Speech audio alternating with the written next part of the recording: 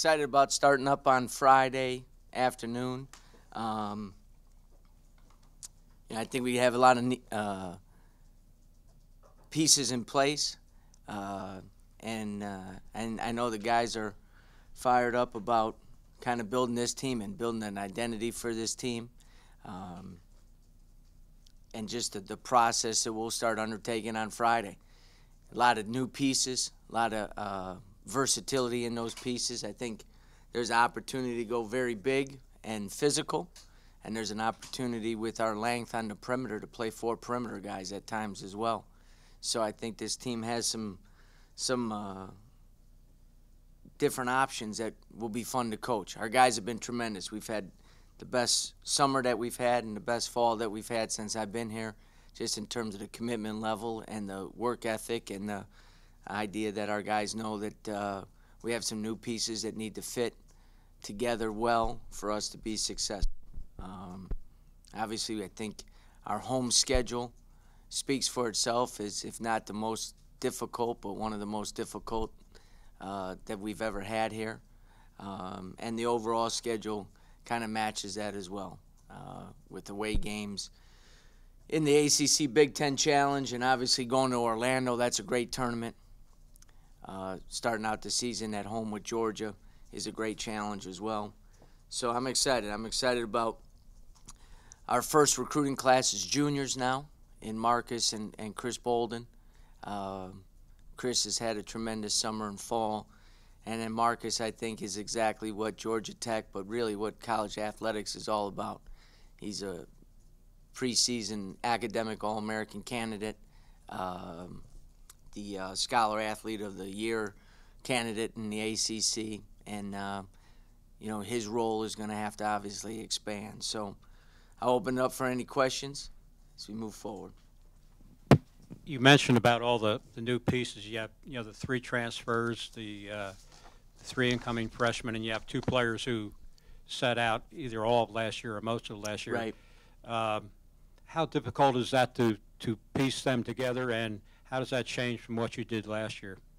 Well, the difficulty is overridden by the excitement of building this team and the pieces that I think we have in place. We have good size inside.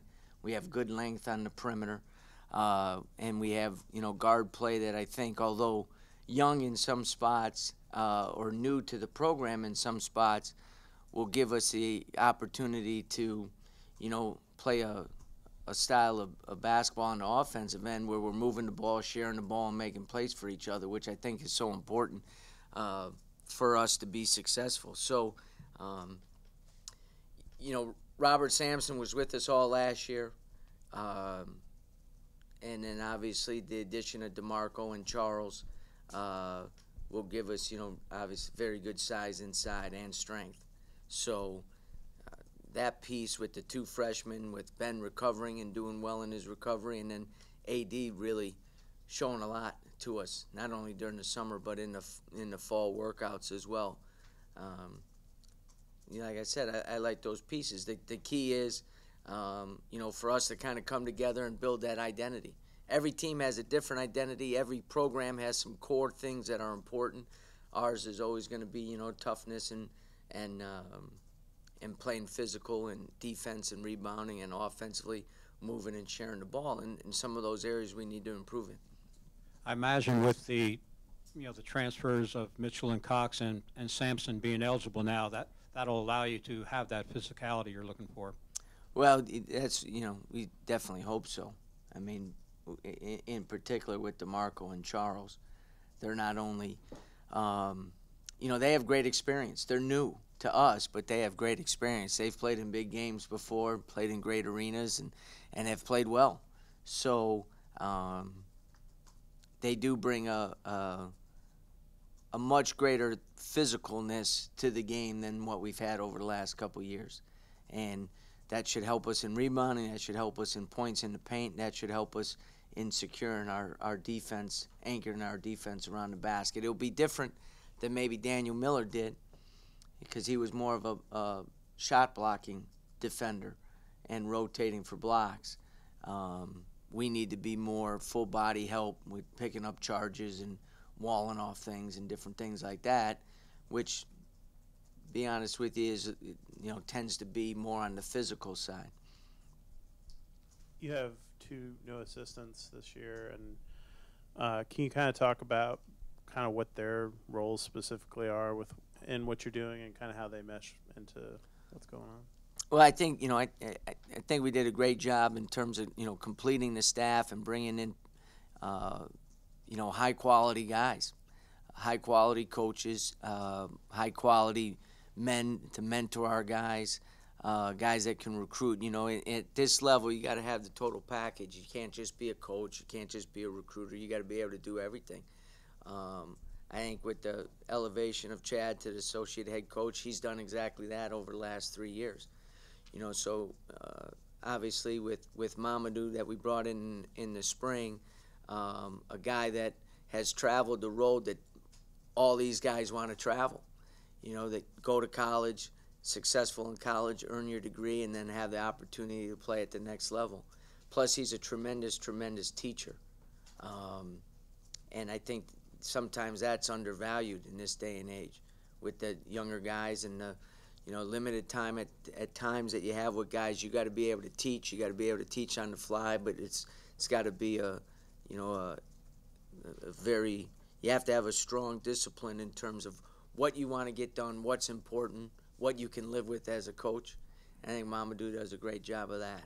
And then bringing in Tom was great because we brought in a guy that has head coaching experience, had success at that position, and had great success as an assistant coach as well.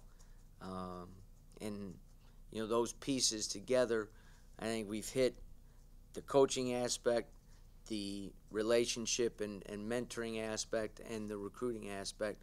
And those 3 pieces have to come together if you want to have a great staff. But early on, has anybody down on the block separated themselves? Do you have any type of a feel for, hey, these 2 guys have to be on the floor for us?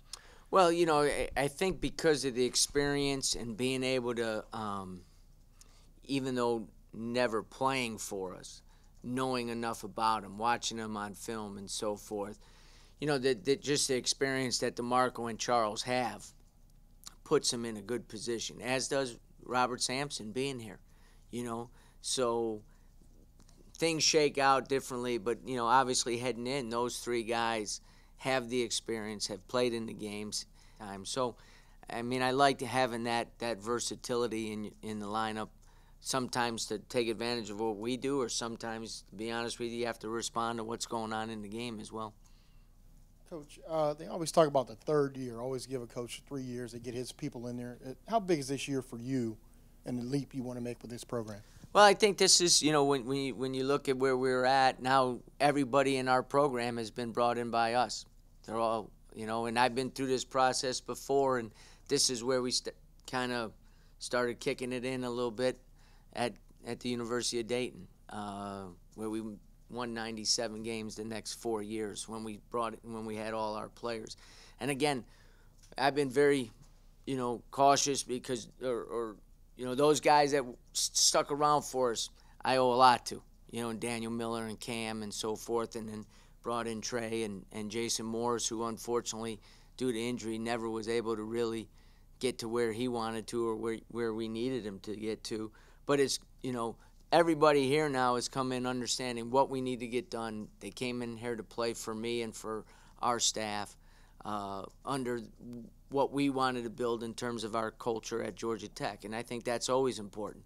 And with the first class being juniors and only having 2 seniors on the team, we still, have a relatively young team. But with that comes the excitement of coaching your guys and getting them out there and really starting to build and create the identity for this program. Does anything change opening? Has Marcus reached the point now where he's the leader of the team? Certainly hope so. And that will be one of his challenges heading into this year. Leadership is always a big question and a debate. Can guys turn into leaders? Are they born that way and different things? I think one thing is it doesn't really show until the season starts, you know, and adversity hits, because that's when you need the leadership. That's when you need the direction. That's when you need one voice in the locker room making sure everybody's on the same page. And that will be, you know, that's one of Marcus's main jobs this year. There's no question about that.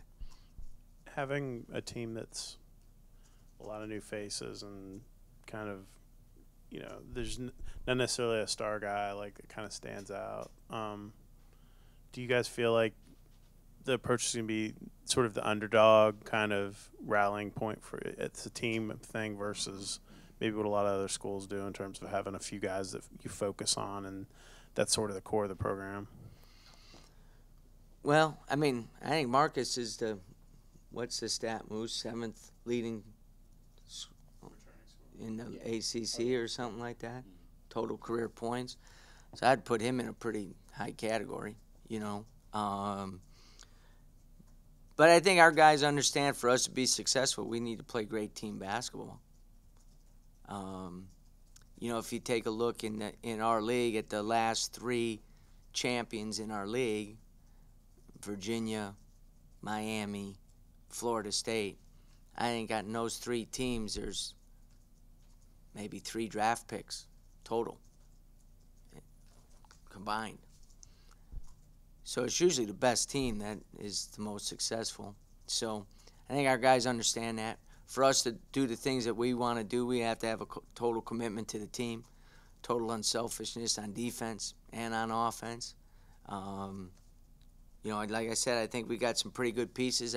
Our guys understand that those pieces have to fit together well for us to be successful, but I don't think that's any different than just about anybody.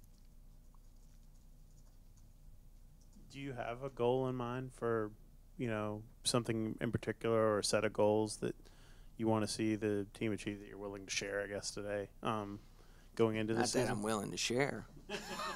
No, I mean, this is our team now. As we just talked about, these guys were brought in by us. So there's an excitement that comes with that. And with that, now, you know, we need to take another step. We won 6 more games in year 2 than we did in year 1. I thought there was a chance last year for us to kind of accelerate the process, maybe not skip a step, but go through that 3rd step faster than what I originally anticipated. Unfortunately, due to a lot of different things, you know, we weren't able to do that. So now it's, you know, now we gotta, if some of those adverse situations occur, I think, you know, 4 key players missed 64 games or 65 games last year. We need that now as a program, be able to have enough depth to kind of fight through that and to be able to get through those situations. And hopefully now that, you know, I think we do now.